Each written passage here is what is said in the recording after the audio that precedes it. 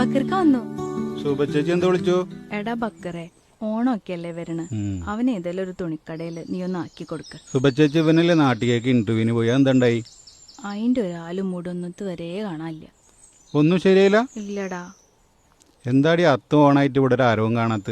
ഈ ഞങ്ങളെ വീട്ടിലേക്ക് മാവേലി വരും, നമ്മള് പാവങ്ങളല്ലേ. ആര് പറഞ്ഞു പാവങ്ങളോട് ഓണം വരില്ലാന്ന്? പാവങ്ങളാണ് സമാനത്തി കിടന്നുറങ്ങണത്.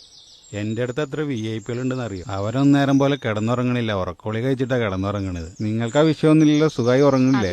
അപ്പൊ ഇവിടെയാണ് സമാധാനം. തുണിക്കടയത്തെ കാര്യം നോക്കി നോക്കട്ടെ, ഞാൻ ശരിയാക്കാൻ പറ്റുമോ നോക്കട്ടെ കേട്ടോ.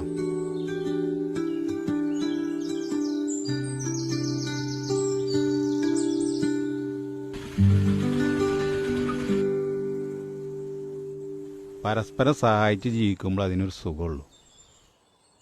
അമ്മ എവിടെറാ? അമ്മ അകത്തുണ്ട്. അമ്മേ, എന്താടാ ബക്കർക്കത്തെ കുറെ സാധനങ്ങളായിട്ട് വന്നിക്കണേ. ഇതെന്താ ഓണത്തിനുള്ള ഫുള്ള് സാധനങ്ങളുണ്ടല്ലോ.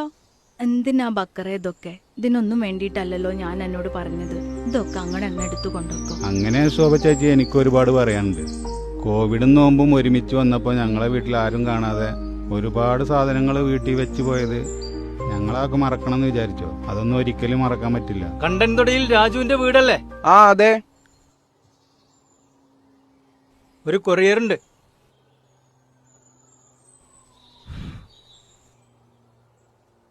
അത് ജപ്തി നോട്ടീസ് ആവും. ഇത് ജപ്തി നോട്ടീസ് അല്ലടാ, ജപ്തിന്ന് രക്ഷപ്പെടാനുള്ള നോട്ടീസാണ്. ഇത് മാവേലി വന്നിക്ക നമ്മുടെ വീട്ടിലേക്ക്. ഏത് മാവേലി? MA മാവേലി. നമ്മുടെ ഇവനവിടെ ഇന്റർവ്യൂവിന് പോയില്ലേ, ഇത് അവിടുന്നാണ്. അവിടെ ദുബായ് ലുലുമാളില്ലേ, അവിടെ 10 ദിവസം മാവേലിയായി നിൽക്കാനും അതിനുശേഷം അവിടെ അക്കൗണ്ട്സില് ജോലിയും, അതിനുള്ള ഓർഡർ വന്നിക്കാണിത്.